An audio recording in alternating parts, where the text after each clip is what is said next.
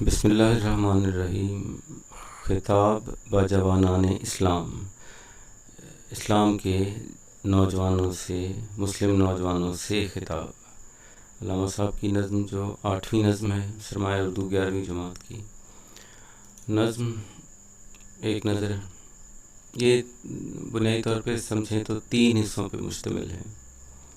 یہ خطاب جو ہے اس میں 3 طرح کے پہلے ہیں جو قرون اولیٰ کے مسلمان ہیں، یعنی اس سے مراد نبی جی کا دور اور اس کے فوراً بعد کے جو ادوار ہیں، جس میں بالخصوص خلافت راشدہ، صحابہ کرام کے احوال پہلے وہ بیان ہوئے ہیں۔ پھر علماء اس نقطے پہنچے ہیں کہ یہ سمجھانا اتنا آسان نہیں ہے کہ وہ کیسے تھے، اور پھر وہ فرق جو ان میں اور اب نوجوان نسل جن چیزوں سے نہیں ہے، ان میں فرق کیا ہے، وہ زمین و آسمان جتنا فرق کس نوعیت کا ہے، تھوڑی سی اس کی بات چلتی ہے۔ اور پھر آخر کار اس کا وہ سمجھتے ہیں کہ مسلمان کی میراث جو علم ہے، اس کے گنوانے سے ہم نے نقصان اٹھایا ہے۔ کبھی یہ نوجوان مسلم تدبر بھی کیا تو نے، سوچا بھی ہے وہ کیا گردوں تھا تو، جس کا ہے ایک ٹوٹا ہوا تارا، گردوں آسمان تجھے اس قوم نے پالا ہے، آغوش محبت میں کچل ڈالا تھا جس نے پاؤں میں تاج سر دارا، ایران کے بادشاہ دارا، تمدن آفریں خلاق آئین جہاں داری، دنیا کو تمدن سکھانے والی یا فروغ دینے والی، اور پھر جہاں داری حکمرانی، دنیا کو حکمرانی کا وہ آئین دینے والے کہ حکمرانی ہے کیا، وہ صحرائے عرب یعنی شتربانوں کا گہوارہ، سما الفقر فخری کا رہا شان عمارت میں، باب و رنگ و خال و خط چے حاجت روئے زیبارہ، خوبصورت چہرے کو تو سنگھار کی ضرورت نہیں ہے، تو جن کے پاس فقر تھا ان کو دولت کی ضرورت نہیں تھی۔ گدائی میں بھی وہ اللہ والے تھے غیور اتنے کہ منم کو گدا کے ڈر سے بخشش کا نہ تھا یارہ ہونا، جرت ہونا۔ منم جو دولت مند تھے، یعنی فقیر اتنے غیرت مند تھے کہ دولت مند ان کو کوئی مدد کرنے سے ڈرتے تھے۔ اگر چاہوں تو نقشہ کھینچ کر الفاظ میں رکھ دوں، مگر تیرے تخیل سے فزوں تر ہے وہ نظارہ، یعنی اس کا تصور تمہارے لیے ممکن نہیں ہے۔ یہ نوجوانوں سے خطاب۔ تجھے آبا سے اپنے کوئی نسبت ہو نہیں سکتی، کہ تو گفتار وہ کردار، تو ثابت وہ سیارہ، وہ حرکت والے ہے تم جامد۔ گنوا دی ہم نے جو اسلاف سے میراث پائی تھی، ثریا سے زمیں پر آسمان ہم کو دے مارا۔ ثریا ایک بلند ستارہ، مطلب ہم پستی کا شکار کیوں، اسلاف کی میراث وہ گنوائی۔ حکومت کا تو کیا رونا کہ وہ ایک عارضی شے تھی، نہیں دنیا کے آئین مسلم سے کوئی چارہ۔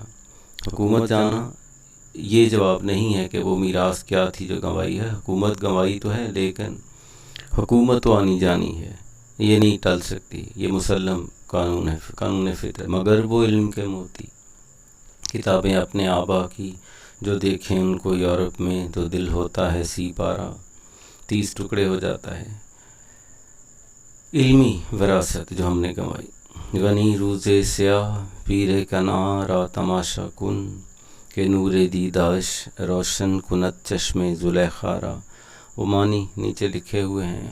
تو اب آپ یہ جو مثال ہے، آپ سب یورپ گویا زلیخا ہے، مسلمان یعقوب علیہ السلام کی جگہ پہ ہیں، اور وہ علم جو ہے وہ یوسف ہے علیہ کا۔ سب سے پہلے اس کا خلاصہ، فرزندان اسلام اپنی عظمت رفتہ سے ناآشنا ہیں۔ قرون اولیٰ کے مسلمانوں نے سلطنت فارس کا تکبر خاک میں ملا دیا تھا۔ صحرائے عرب میں پنپنے والی اسلامی تہذیب نے دنیا کو تمدنی شعور بخشا اور آئین حکمرانی سے روشناس کرایا۔ ایک عظیم سلطنت کے مالک ہو کر بھی اس دور کے مسلمان دنیا پرست نہیں تھے، کیونکہ دولت ایمانی کے ہوتے ہوئے دنیاوی دولت کی ضرورت باقی نہیں رہ جاتی۔ ان کا طریق فقیری تھا اور ان کی خودداری کے آگے دولت مند بھی پانی بھرتے تھے۔ آج کے مسلمان تو ان کی عظمت کردار کا تصور بھی نہیں کر سکتے۔ آج کا مسلم نوجوان گفتار کا غازی اور عمل سے عاری ہے، جبکہ اس کے اسلاف علم و عمل کے پیکر تھے۔ علم و عمل کی اس میراث کے لٹ جانے سے ہی مسلمان آج خستہ حال ہیں۔ اقتدار دنیا عارضی شے ہے اور ہر عروج کو زوال لازم ہے، لیکن علمی میراث کی حفاظت لازمی تھی۔ اسی علم کے نور سے آج یورپ کا ظلمت قد ایسے ہی روشن ہے جیسے یوسف کے نور سے زلیخا کا آنگن روشن تھا۔ تو یہ رہے حوالے کے اشعار۔ اس میں جو رنگوں کی تفریق ہے وہ اس لیے کہ یا الگ الگ اشعار ہیں یا وہ پوری نظم ہے، جیسے مرد مسلمہ اس میں سے جو آپ یاد کر سکیں، اور اس کے بعد ایک نظم اور جو کہ تعلیم اور علم، وہ بھی جو مراد ہے تو ہندی مکتب سے وہ کیا لیتے ہیں، یہ کچھ جواب شکوہ کے کہ وہ مسلمانوں جیسے نہیں ہیں آج کے نوجوان، اور وہ جو فرق ہے ان میں اس کا وہ علمی سبب ہے یا کیا سبب ہے، وہ کیا ہیں اور اس کا پھر نتیجے کیا ہیں۔ دوسرے لفظوں میں پھر پسر قابل میراث پدر کیوں کر ہو۔ ان کی عظمت، صحابہ کرام کی جو عظمت ہے وہ ان کے ایمان کی بدولت تھی، اور اگر ایمان میں ان سے جو پیچھے ہیں اور ہیں تو پھر وہ ان کی میراث کے حقدار بھی نہیں ہیں۔ باقی امید ہے کچھ آسان ہو جائے گی، اور کوئی سوال ہوگا تو پھر اس کا انشاءاللہ جواب دیں گے۔ السلام علیکم ورحمۃ اللہ وبرکاتہ۔